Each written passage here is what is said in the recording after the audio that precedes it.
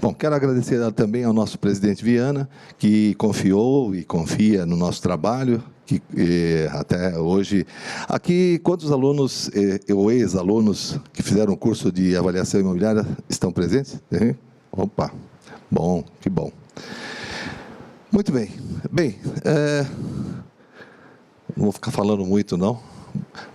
E sem contar, desculpa, Gedra, eu não poderia deixar de agradecer você pela sua gentileza, o convite, de estar aqui. Partiu do Gedra essa condição de querer que a gente viesse para cá para fazermos esse nosso encontro. Então, vamos lá. Esse nosso encontro de hoje, nesse caso, nosso encontro, vamos abordar sobre a importância da avaliação imobiliária. O conceito de avaliação de imóveis, a importância de valorizar e cobrar o trabalho nosso que é realizado, quais as consequências de você também não cobrar o seu trabalho. E antes de começar sempre a palestra, eu costumo dizer e falar uma coisinha que aconteceu com algum colega nosso, caso verídico, de que vai muito de encontro aqui nas consequências de não cobrar o trabalho. O colega recebeu uma informação de um outro, com um suposto colega dele, amigo, vamos dizer assim, que queria que fosse feito para ele uma avaliação. E ele foi lá, simplesmente fez aquela avaliação, do jeito que ele pediu, como ele precisava, era uma separação do casal, então aquele camarada estava querendo ter uma certa vantagem em relação à negociação da compra. E aí é aquela historinha que a gente normalmente já sabe. Muito bem, pediu para esse nosso colega corretor fazer aquela avaliação, foi para o juiz. O juiz desconfiou daquela situação e mandou, então, nomeou um perito para fazer esse trabalho. Nessa nomeação e com esse novo perito, chegou-se ao valor real desse imóvel. E aí o que aconteceu? O nosso amigo ficou numa saia justíssima, muito grande, porque ele fez o que? Uma declaração falsa, né? Ele simplesmente atendeu a esse colega, entre aspas, colega, né? Se é que podemos dizer assim, que pediu a ele para fazer alguma coisa. E ele, mais ainda, não cobrou nada. Fez pela amizade. Bom, brincadeira. Ele foi processado, essa brincadeira toda foi para o CRECE, a pedido do juiz, para que ele pudesse entrar com um processo ético-disciplinar. Consequentemente, ele acabou sofrendo uma série de consequências por conta de um ato muito simples, primeiro, de não cobrar, segundo, de não ter a ética e fazer uma coisa simplesmente a termos de pedido, e vou dizer mais para vocês, sem sombra de dúvida de errar. Quantas vezes nós atendemos algum cliente para fazer alguma coisa desse tipo? Eu vou dizer que eu já fiz isso lá atrás, mas não sabia, talvez, nem mesmo dessas consequências, não é? A gente, talvez, não estava tão em evidência a avaliação imobiliária. Então, por conta disso, eu começo sempre dizendo isso, dando essa explicação, para que a gente possa sempre estar muito atento a isso daqui. Não só o fato de cobrar o trabalho, mas sim sermos profissionais, né? Então, vamos lá. É o caso que eu coloco ali como o nosso colega que acabou se dando mal. A avaliação de imóveis é uma estimativa de valor de uma propriedade. O valor da propriedade é baseado em fatores como localização, acomodações, condição estrutural e vendas recentes de propriedades em locais similares. Então, aqueles que ainda não tiveram nenhum contato, ou aqueles que já tiveram, já sabem mais ou menos exatamente como é que funciona o trabalho da avaliação. E esse valor terá de atender a várias necessidades do mercado e os agentes financeiros que irão financiar o bem ou receber como garantia de empréstimos, não é? Nós, corretores de imóveis, já vivenciamos uma situação de uma venda financiada por um agente financeiro, a mais comum, normalmente, com a Caixa Econômica, não é verdade? E o engenheiro avaliador entra em contato conosco e pede imóveis referenciais para compor o trabalho dele. Acho que isso aqui já aconteceu com alguém aqui, né? Acho que com todos nós que somos corretores, com certeza, é uma das coisas que mais acontece. E agora a Caixa, efetivamente, também está liberando novamente, né? Alguma coisa em termos de financiamento. Isso, com certeza, deverá ocorrer novamente. Ou seja, o engenheiro vem, nos procura, nós fornecemos, damos todas as informações, e nós não recebemos nada por isso, né? Por quê? Sem nenhuma coisa contra os engenheiros. Muito pelo contrário, cada um tem a sua profissão, cada um tem a sua capacidade, e nós, como corretores de imóveis, ou aqueles que não sejam corretores de imóveis, mas que pretendam ser, ou que vão fazer, por exemplo, o curso de avaliação, eventualmente, nós temos que nos valorizar. E temos que saber fazer isso para que a gente possa ganhar o nosso espaço. Eles sempre brigaram muito conosco com relação a isso, de nós estarmos, entre aspas, por eles, exercendo uma função que aparentemente seria única e tão somente dos engenheiros. Na verdade, eles fazem a obra, a fundação, enfim, trabalham tudo, aí de repente pedem para ele, olha, quanto vale o imóvel? Ele não sabe, ele sabe quanto custou, mas não sabe quanto vale. E é a nós que ele tem que procurar, não é? E o colega que, em questão, gentilmente fornece as informações preciosas para eles, totalmente de graça. Olha mais um trabalho que a gente faz gratuitamente, né? No nosso conhecimento, do nosso dia a dia, não é? E quem recebe os honorários dessas informações importantes para a realização desse trabalho? Como eu disse, eu não tenho nada contra os engenheiros, tá? Muito pelo contrário, eu já fiz contato com algumas... Bia, por favor. Fiz contato, inclusive, com o pessoal do Instituto de Engenharia, onde eu mantenho um nível de relacionamento bastante bom e importante para que a gente possa sempre manter esse relacionamento, que eu não estou fazendo isso só por mim. A partir do momento que eu estou fazendo esse contato, fazendo essas investidas, vamos dizer assim, é para criar uma proximidade, criar uma parceria, para que a gente possa abrir o caminho, não só para mim, mas como para os meus colegas todos. Alguém aqui saberia me dizer, então, na verdade, com certeza, o dinheiro vai para a mão de quem? Do engenheiro, quando nesses financiamentos. Quem aqui já fez alguma avaliação por escrito para um cliente da sua carteira, colega, corretor de imóveis ou ainda um advogado? Acho que todos já fizeram alguma avaliação para algum deles, não é? Quanto você cobrou por esse serviço?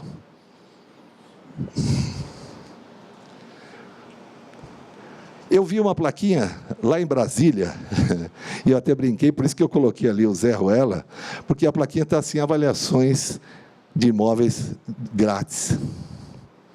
Poxa, gente, que valor nós temos? Quem já fez o curso aqui, por exemplo, sabe quanto tempo você tem que ficar lá para aprender, participar das aulas, participar da prova.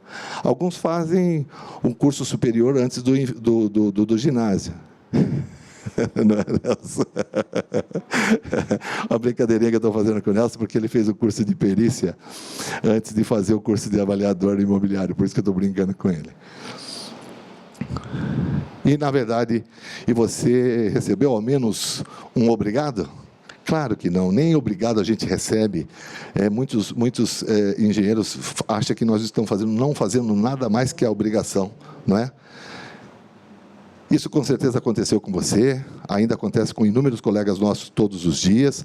Está na hora de nós acordarmos para esse nicho de mercado que por direito de conhecimento é nosso, que é a avaliação imobiliária. Deixa eu voltar aqui, que eu vi que a amiga está tirando uma foto. Então, nós estamos no mercado todos os dias, nós sabemos o que acontece nesse mercado, sabemos como funciona, o que vende, qual é o valor efetivamente. Nós não podemos efetivamente fazer como é muito comum. A pessoa chega para a gente na padaria, num cafezinho, quanto vale meu imóvel? Aí você, vale tanto, pronto. Já foi embora o seu conhecimento.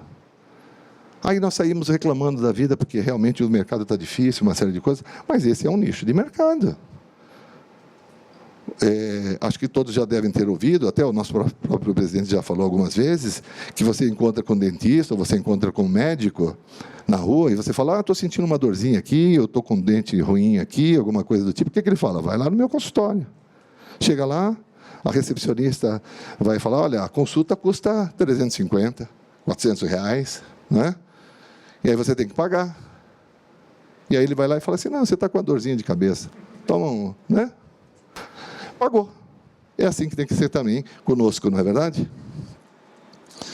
Cada vez mais temos que preparar para atender a exigente mercado imobiliário. A era do amadorismo brasileiro está encerrando e é somente uma questão de tempo, efetivamente.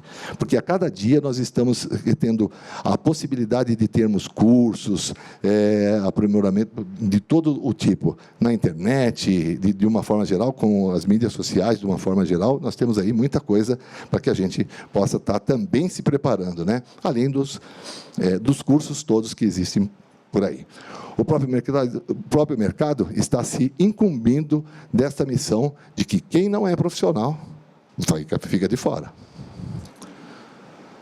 Cada vez mais entidades representativas de classe, como é o CRES, o COFES, estão preocupadas em qualificar os seus profissionais. Uma das provas disso tudo é tudo que o nosso presidente Viana faz através da Quarta Nobre, através dos cursos que estão sendo disponibilizados via internet, no site do CRES. É todo um trabalho e uma preocupação, uma vez que o CRES, por sua vez, na verdade, ele não tem uma obrigação de ensinar, é um órgão fiscalizador. Mas a preocupação do nosso presidente nesse sentido é muito grande. Então, para que ele não possa ter que realizar o trabalho, vamos dizer, entre aspas, de ter que ficar correndo atrás de multar, de ver aqueles que estão ilegais, aquelas coisas todas, ele nos ajuda através de cursos e essas palestras que a gente tem essa oportunidade de passar um pouquinho de experiência para cada um de vocês. E não só ele, entidades particulares também, aí, como o próprio IBRESP, que coloca à disposição dos interessados a possibilidade de você se tornar um profissional avaliador, não é?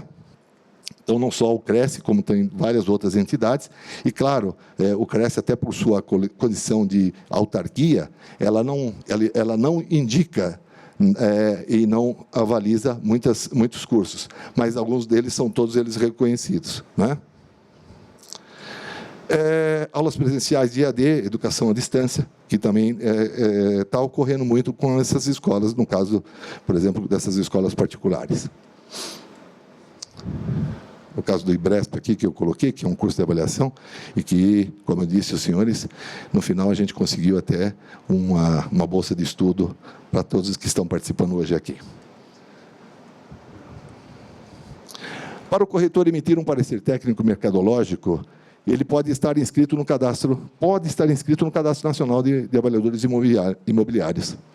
E essa é uma condição que, dentro daquelas parcerias que o próprio CRES vem fazendo com o Tribunal de Justiça, com o Ministério Público e com alguns outros órgãos judiciais, eles estão solicitando que os corretores que fizerem o curso de avaliação tenham a sua inscrição no CNAI, porque isso demonstra que ele fez um curso bom, no caso, todos aqueles que possam emitir o CNAI, né, você tem essa possibilidade, então, de poder participar dessa forma.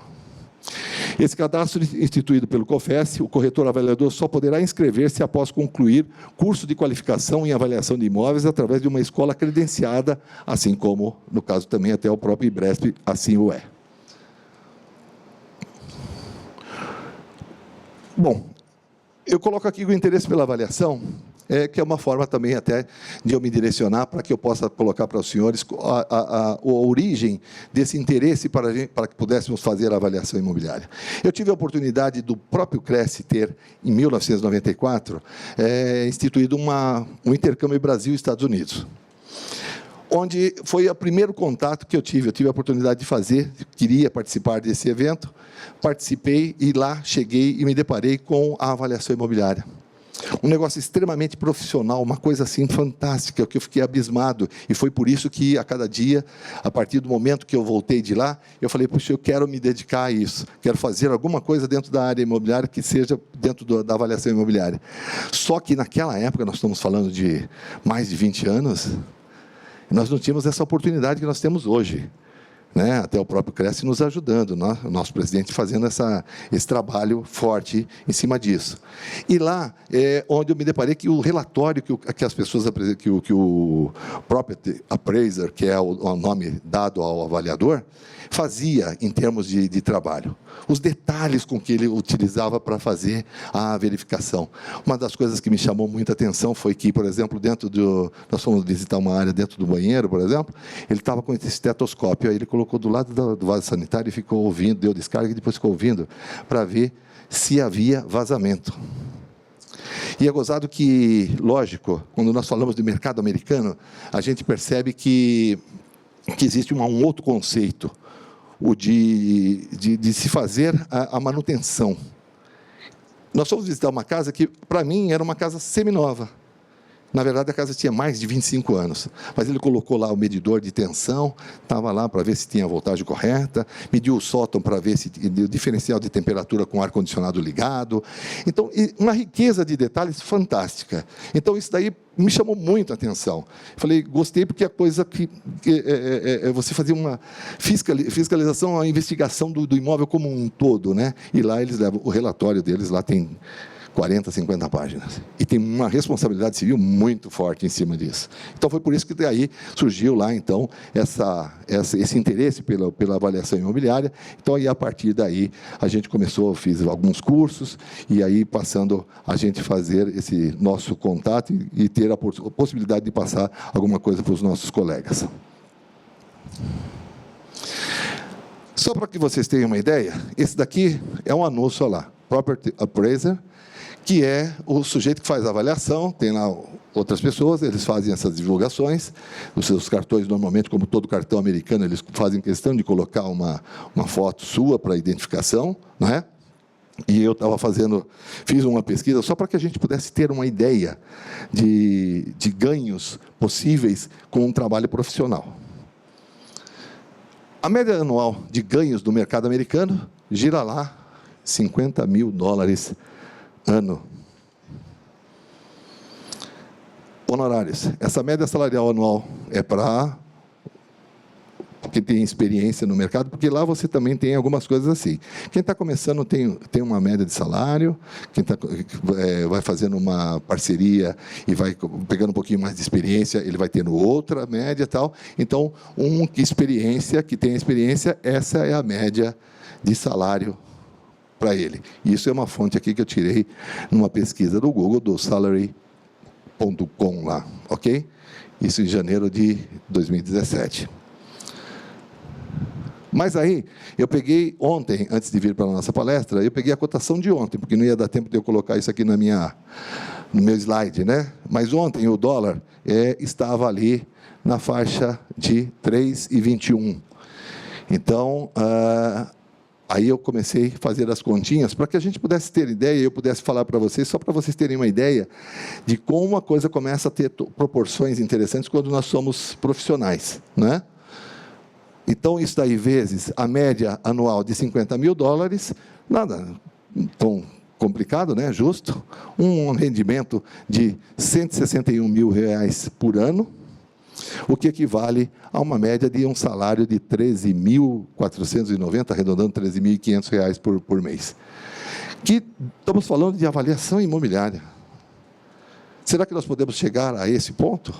Desde que nós sejamos profissionais, desde que nós possamos dar valor àquilo que nós temos como conhecimento e fazendo algum trabalho, e aí a gente vai ter essa oportunidade de ter ganhos tanto quanto, ou até mais, dependendo do grau de comprometimento e dos locais que a gente possa vir fazer algum tipo de trabalho. Qual a importância de se avaliar o imóvel? Bom, ter o valor correto do imóvel para uma venda ou locação. Com isso, você terá uma mercadoria com um valor justo para ofertar ao site anúncios em geral. Isso, quando eu falo sobre isso, porque, na verdade, nós que somos corretores, sabemos muito bem que todo proprietário, na verdade, ele quer o melhor preço, ou seja, aquele corretor que falar que o valor do imóvel dele é melhor, é ele que ele quer deixar para vender. E nem sempre é isso. E eu digo que nós perdemos sempre duas vezes nessa brincadeira. Como que nós perdemos as duas vezes? Porque ele chega e você fala para ele o valor real do imóvel para ele, ou eventualmente a gente vai fazer a avaliação, como eu vou explicar para vocês aqui alguma coisa, como é que a gente poderia fazer alguma coisa nesse sentido, como valor, uma moeda de trabalho nesse sentido. Aí ele não gosta, deixa com outro, não vende, fica demorando um tempão, aí quando ele vai vender por aquele valor que a gente falou, só que não com a gente. E é nesse momento que nós perdemos pela segunda vez, porque ele fica com vergonha de nos procurar novamente para dizer assim, você estava certo. Infelizmente é assim, não é? Você terá também uma carteira com imóveis vendáveis e não uma quantidade que apenas lota a sua página. Eu prefiro ter 10 imóveis com valor correto, do que ter 1000 imóveis ofertados que não têm valor correto. É uma forma, talvez, da gente trabalhar. Os prazos de venda de imóveis de sua carteira irão diminuir, com certeza. Com esse tipo de trabalho, você poderá ainda conseguir obter a exclusividade de venda, e aí é onde eu estou dizendo que a gente pode começar a pensar. Nós sempre lutamos muito por tentar ter exclusividade de venda, né? Uma das coisas que é bastante difícil, que às vezes está muito enraizado isso.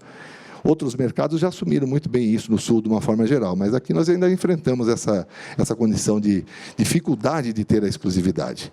Então, aqui é uma forma que a gente pode ter de que a gente, fazendo a exclusividade, ou seja, nós vamos falar que vamos fazer a avaliação do imóvel dele de forma correta, porque somos profissionais, vamos emitir algum trabalho, um laudo, um PITAM, né, que é o nome correto para o nosso laudo de avaliação, e vamos falar para ele que isso daí vai ser em torno de uma exclusividade de venda.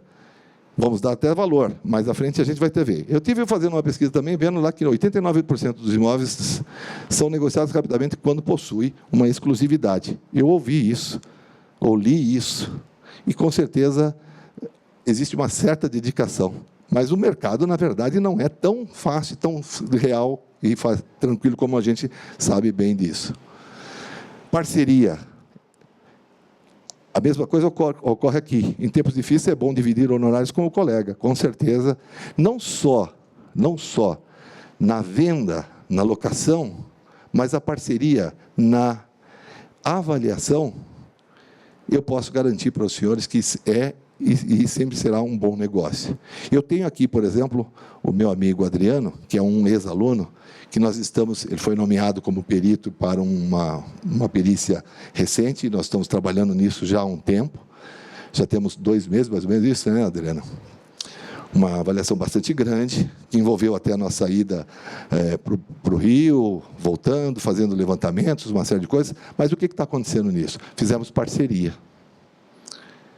Então, é importante, porque nós estamos a 4 mãos, tocando um trabalho com muita seriedade, afinal de contas, isso vai para a mão do juiz. Será que trabalhar sozinho é o melhor caminho? Especialista do mercado imobiliário garante que não. Afinal, quando os profissionais se unem, o resultado pode superar as expectativas, já que seu amigo pode ter o imóvel e você, o cliente, o procura. Né? E, no caso da avaliação, com certeza que é o foco do nosso encontro de hoje, da mesma maneira como eu estou citando um caso verídico aqui.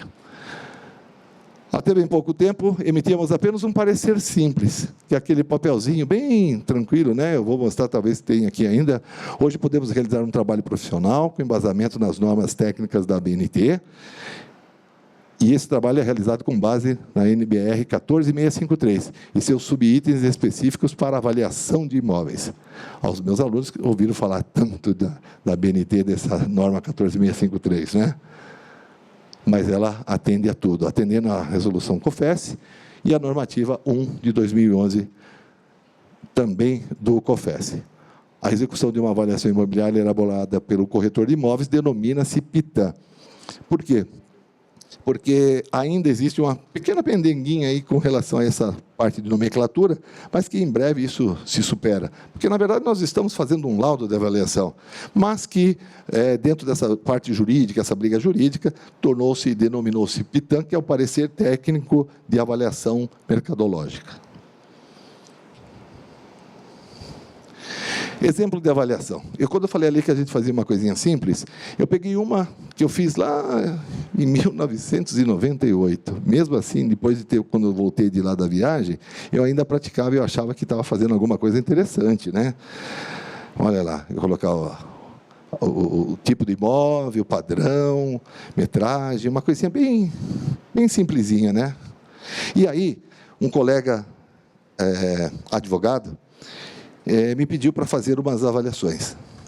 E aí, nessas avaliações, ele me perguntou quanto é que eu deveria cobrar, aquela coisa toda. Ele falou assim, olha, eu ainda estou meio assim, meio receoso de dar valor. Ele falou assim, não, nós vamos pagar para você o equivalente a R$ 1.500 por cada avaliação. Nós estamos falando de lá, de 1900 e abobrinha. Muito bem. Eu fui fazer as avaliações. Quando voltei, eu falei, puxa vida, R$ 1.500. Eu vou apresentar um papelzinho desse. E eu fiquei com vergonha, né? Aí eu falei, caramba, e agora? Aí eu aumentei a fonte, dei espaço 2, fiz o diabo para tentar aumentar as folhas, não passaram de 2. Isso porque eu fiz uma assinatura grande, sabe, aquelas bem esticadas, para ver se cobria toda a margem. Levei para o meu amigo, ele olhou, falei, olha, tudo bem, não tem problema nenhum, eu acho que você, como profissional, acho que o valor que você está apresentando deve ser correto. Mas essa avaliação aí, será que não dava para dar uma melhoradinha, alguma coisa, né? Aí ele pegou um laudo de um engenheiro que já usava um pouquinho, já usava as normas, que não tinha ainda a 14653, que é essa atual, né?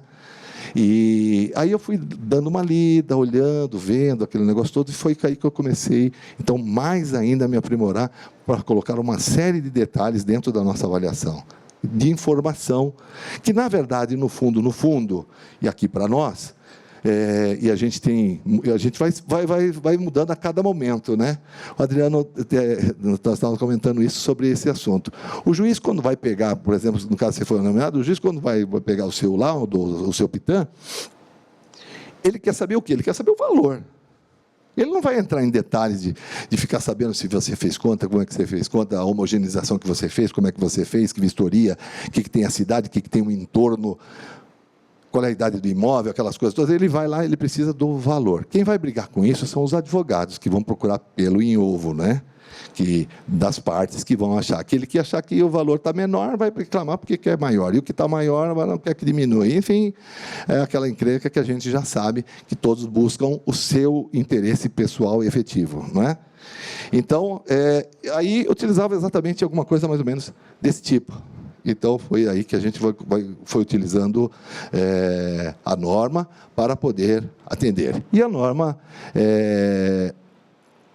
ela é composta de 7 itens, de 7 partes, das quais 3 delas são as que mais a gente utiliza, apesar de ela ter as outras de empreendimentos, máquinas, equipamentos, recursos naturais, patrimônios históricos, todos eles que atendem também e podem ser utilizados por nós como quando estivermos fazendo a nossa avaliação. Tá certo? Porém, a cada uma, em cada momento. Então, aqueles que já fizeram o curso têm noção daquilo, um pouquinho do que eu estou falando, mas aqueles que eventualmente forem fazer o curso, sabem que esta norma atende e vai nos ajudar na elaboração dos nossos trabalhos.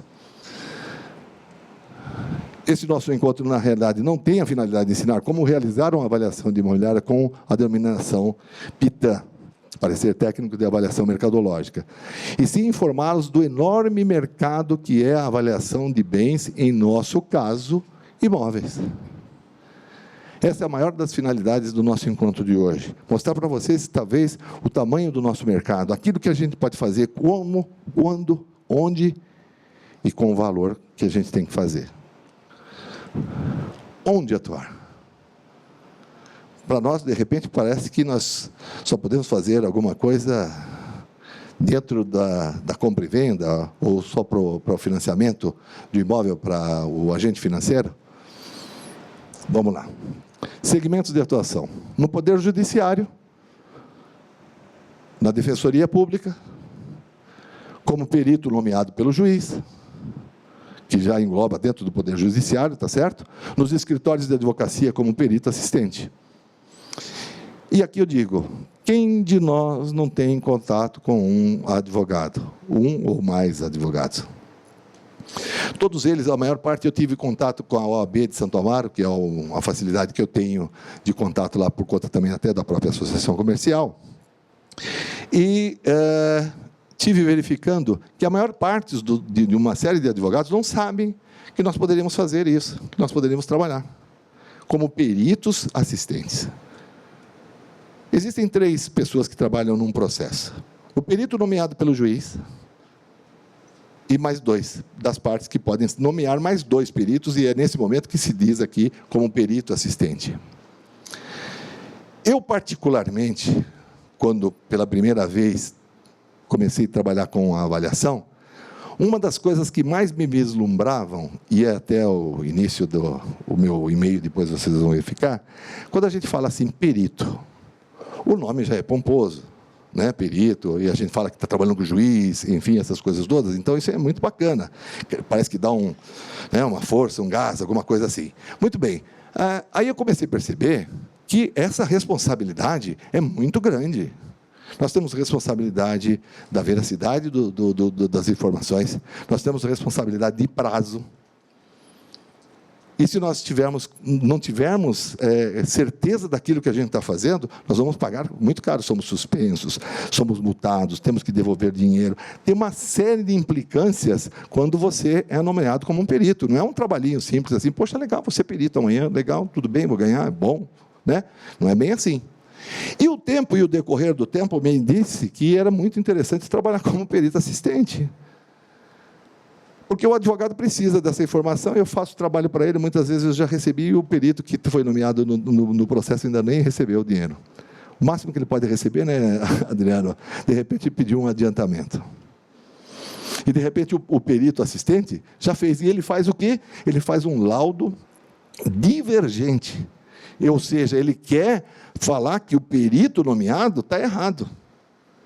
E tem um colega nosso, que me fez recordar agora, que foi nomeado, que é um aluno meu também, lá em Sorocaba. Ele foi nomeado perito, como corretor. Os 2 peritos assistentes, adivinha? 2 engenheiros. Coitado. Ele apanhou que nem cachorro sem dono. Meu Deus do céu, o primeiro dia que ele recebeu a notificação, dizendo que tinha divergência, que as partes estavam contestando, aquela coisa toda, ele ligou para mim de noite. Professor, eu não sei o que eu faço, eu já não consigo mais dormir, não sei o que, enfim, perdeu, né? Ele ficou desesperado. Eu falei, calma, vamos estudar, eu analisei e tal, e fui dando a ele algumas coordenadas, pedi para que ele cada vez mais estudasse um pouco mais e fizesse a leitura específica da norma, para que ele pudesse embasar as respostas dele, né?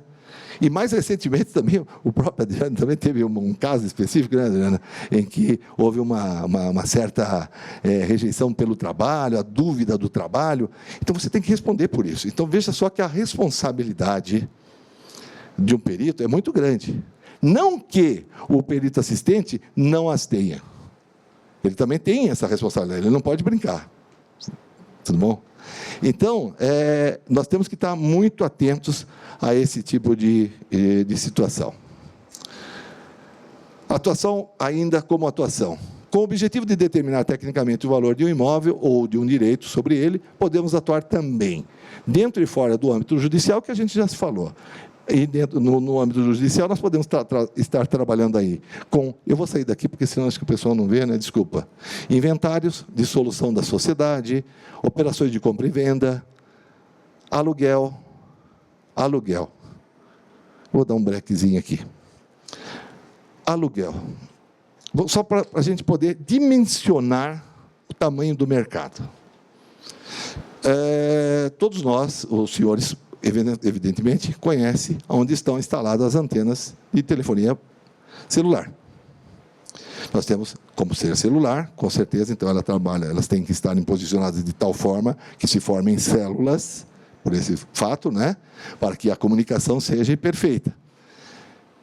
E todas essas antenas estão instaladas em terrenos que não são próprios. São terrenos alugados. Todos eles, sem exceção.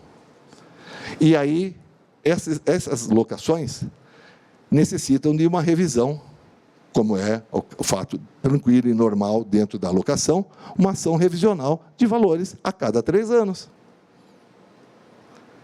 Então, vamos só começar a pensar e imaginar que todas essas companhias, de uma forma geral, com cada uma dessas antenas que você vê, é um contrato de locação. E que necessita ser feita uma revisão. E nem sempre todos os proprietários estão satisfeitos com aquele valor apresentado. Então, existe tanto essa possibilidade para lá como para cá, em termos de uma ação revisional. Então, esse mercado é um dos mercados. Agora, mais outro, só para que a gente possa encerrar em termos de exemplificação de mercado, postos de gasolina, eu diria que 60% são alugados. E os outros 40% eles estão aí na mão dos próprios proprietários.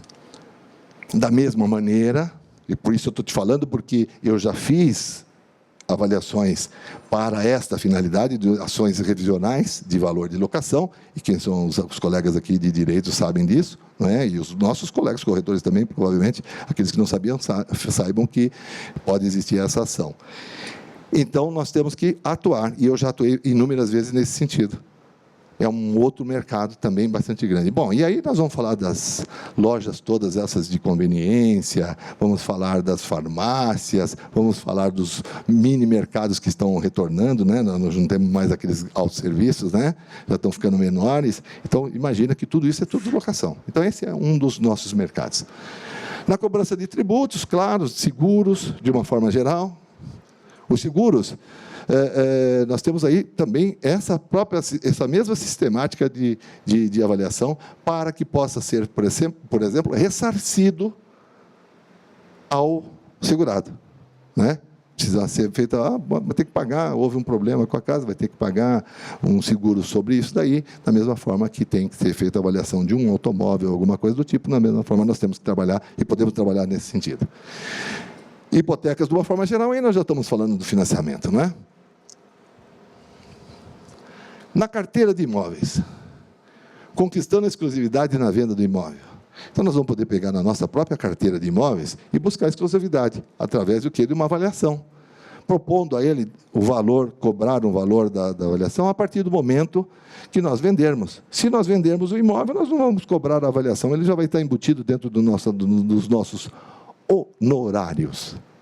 Por que eu falo honorários ao invés de comissão? Eu acho que a comissão é uma coisa que parece que eu estou ganhando uma caixinha, não é? E a pessoa paga para a gente, porque ele não tem a conotação de pagar. Eu vou dar para você uma comissão. Ele não fala, eu vou te pagar, eu vou te dar uma comissão. Horrível, né? Afinal de contas, nós somos profissionais, gente. Nós temos que nos valorizar, não é mesmo? Como obter a exclusividade? Então, ofereça a avaliação como moeda de troca. Informe ao cliente que esse trabalho tem um custo tabelado pelo CRES e a tabela também é utilizada no Tribunal de Justiça e nas ações judiciais. E todo mundo acha muito caro. Por quê? Porque até hoje, como eu disse no início da nossa conversa aqui, o camarada chega assim, quanto vale meu imóvel? Ah, vale 500, 1.000. Falamos, simplesmente entregamos o nosso conhecimento. Mostre a tabela de preço de avaliação, que está à disposição não sei se todos já tiveram a oportunidade de ver essa tabela da avaliação. Ela está lá no site, é só dar uma verificada, dar uma rodadinha lá, que vocês vão localizar. Defina o valor apresentado da tabela como honorários, uma sugestão para usar, que eu digo ali, como valor venal referência, muitas vezes não só para isso, mas também para a gente fazendo os nossos trabalhos. Mais para frente eu vou estar falando um pouquinho mais a respeito disso. E se o proprietário desistir da exclusividade, no caso depois que ele fez, ele sabe que vai ter um valor, que pagar o valor do seu serviço. Você vai apresentar um trabalho para ele decente, uma coisa correta, um negócio firme, bem apresentável. Não aquela folhinha que eu falei, né? Que eu mostrei que eu fazia. Mas sim um trabalho decente, com pesquisa, com um trabalho de homogeneização.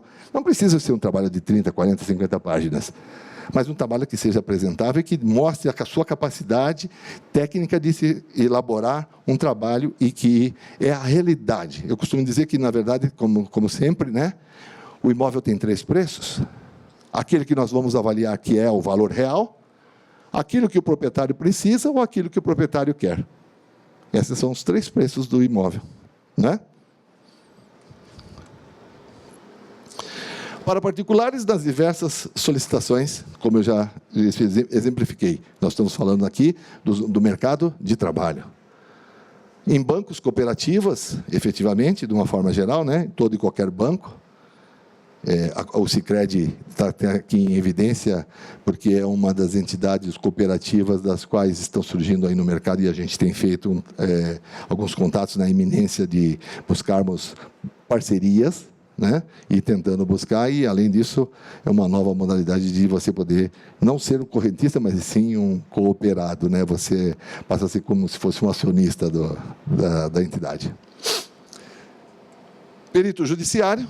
O juiz, então, tem uma graduação em Direito e, portanto, outros assuntos são melhores desenvolvidos pelos profissionais da área para auxiliá-lo em uma decisão. O juiz, não tem necessidade dele saber de tudo, então, por isso que ele vai se basear e usar o seu conhecimento para que ele possa tomar uma decisão. Olha o grau de importância que é o nosso trabalho numa situação como essa.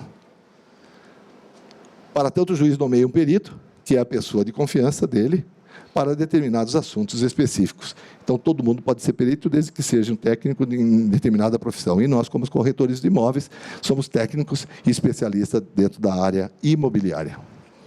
O corretor de imóveis, então, tem a sua expertise em imóveis, na área imobiliária, como um todo, e, portanto, pode tornar-se um perito. Como tornar-se um perito? Existe um provimento do Tribunal de Justiça do Estado de São Paulo específico que aborda sobre esta condição, que é o provimento 797 de 2003, e que aborda sobre a nomeação que é determinada e de competência do juiz. Então, esse provimento é que determina as condições para que você possa se tornar um perito. E aí, se você quiser um pouquinho mais de informações, aí nós vamos lá no Dr. Google, né? Jogamos lá esse número, esse provimento, e aí você tem lá toda a lista do que você tem que fazer, como tem que fazer para que você se torne um perito. Mas faça o curso de avaliação antes, tá? Acessar no Google, ok?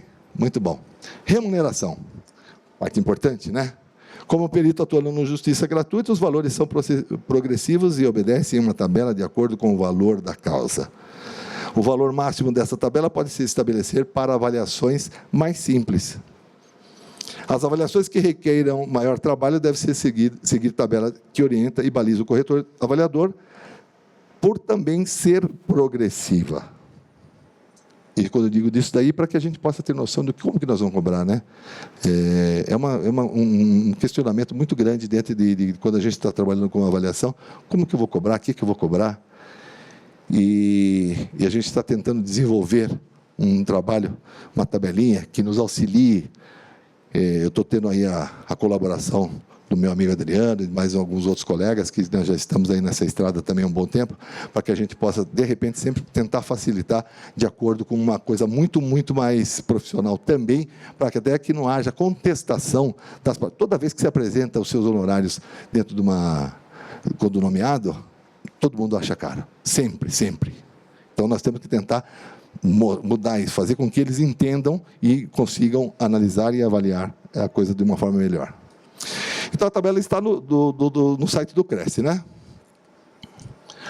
E eu vou colocar aqui mais uma experiênciazinha também, numa das minhas primeiras alunas, né? Que a gente vai se deparando com experiências que a gente não imagina em termos de avaliação. Eu estou falando do mercado como um todo, e essa daqui eu faço questão de mostrar, porque é um detalhe muito interessante, até curioso, de certa forma, né? Situações que podem aparecer embaraçosas, mas compõem o mercado imobiliário e têm de ser avaliados. Então, como eu disse, eu tinha uma aluna que ela se formou numa das primeiras turmas. Aí, um dia, ela ligou para mim e falou assim: professor, o senhor falou que faria parceria, aquele negócio todo, e eu não me sinto segura de fazer um trabalho, e eu gostaria de participar. Eu recebi uma solicitação, e eu tenho 3 imóveis para serem avaliados, e é de uma entidade das Irmãs Carmelitas, ela de Minas Gerais, e aí ela é aqui de São Paulo. Que ela já estava com o CNI dela lá, pesquisaram, verificaram, e escolheram ela para fazer o trabalho. Ela falou assim: tem um terreno, que é no interior de São Paulo, perto de São Roque, tem um sobrado na Vila Mariana, e tem um terreno no cemitério. Eu não vou. Eu falei: mas como assim? Não, eu não vou, no cemitério eu não vou, de jeito nenhum. Então, bom, foi uma experiência, e é por isso que eu estou dizendo para vocês aqui que é uma coisa diferenciada. Olha lá. Cemitério de Congonhas. Gente, tem um plantonista vendendo terreno lá dentro. O cara vende terreno todo dia. Para nós é um negócio meio estranho, né? Quando a gente fala dessa situação, mas o cara vende todo dia. Mas aí, como vocês podem perceber aqui, olha, eu já em cima já estava lá. Parecer técnico de avaliação mercadológica, imóvel para venda e locação. Eu só fui perceber que eu também, às vezes a gente não se atenta a detalhes, que estava lá, venda e locação. Eu vou alugar terreno no cemitério, é meio estranho, né? Tinha nada a ver, não ia receber nunca, né? Uma coisa meio maluca. Mas, contrato ad eterno, né? Mais ou menos. Olha, essa daí para mim é notícia. Ô, louco. E quem é o fiador? Deus lhe pague. Mais ou menos isso. Eu nunca tinha visto. Estou dizendo que a cada dia a gente aprende uma, né? Pagar para ficar lá é interessante. Mas tudo bem. Então, na verdade, isso aqui foi uma experiência também bastante interessante. Eu fui lá, fui fazer a vistoria, tudo mais. Olha lá, irmãs carmelitas, aquele negócio todo. No dia que eu fui lá fazer as fotos, estava vendo um enterro lá. A pessoa não estava entendendo nada. Eu ali tirando um monte de fotografia, né? Aquela coisa toda. Mas, enfim, eu faço questão de contar isso aqui porque é uma experiência exótica, mas que é passível de se fazer. Nós estamos falando de mercado, aonde nós podemos atuar, e eu recebi para isso.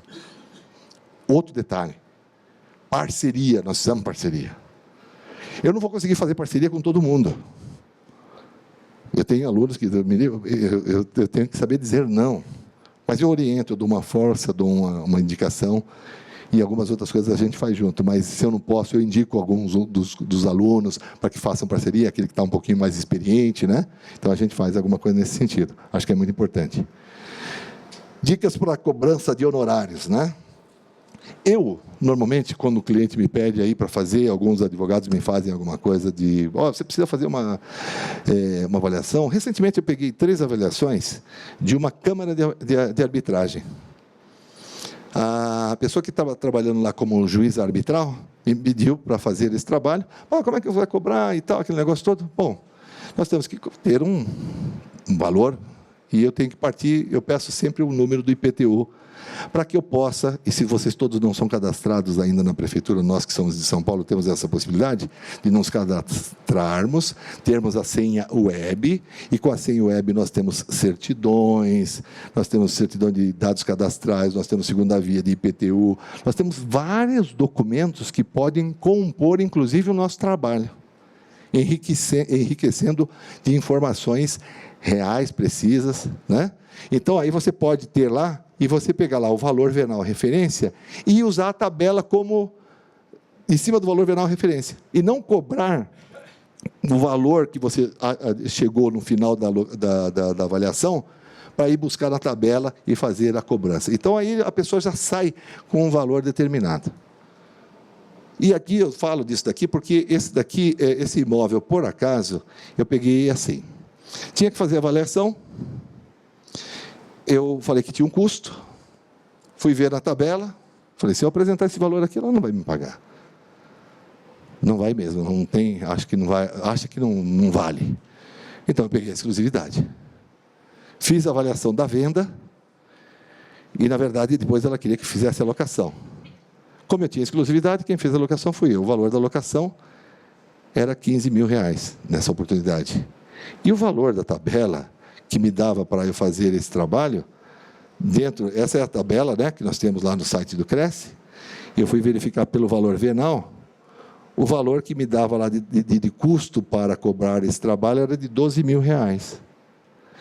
Com a exclusividade que eu adquiri por conta desse trabalho que eu fiz para ela, eu acabei ganhando muito mais do que o valor da tabela. Porque eu ganhei o primeiro aluguel. Eu aluguei o imóvel. Tá certo? Então, olha a moeda de troca e olha que é um mercado que a gente pode utilizar. Com a exclusividade, não só de pegar e ficar conosco dentro do nosso bolsinho, mas dividirmos com os outros colegas, porque muitas vezes eu estou com um cliente, com a exclusividade da venda do imóvel, mas eu não tenho um cliente.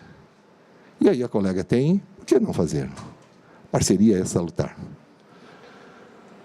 Então, esse foi um caso que, efetivamente, olha lá, eu ampliei aqui para que vocês tivessem uma ideia de que o valor que eu avaliei lá estava dentro dessa faixa, que o valor do imóvel era 2 milhões e pouco, e que o valor a ser cobrado seria 12 mil reais.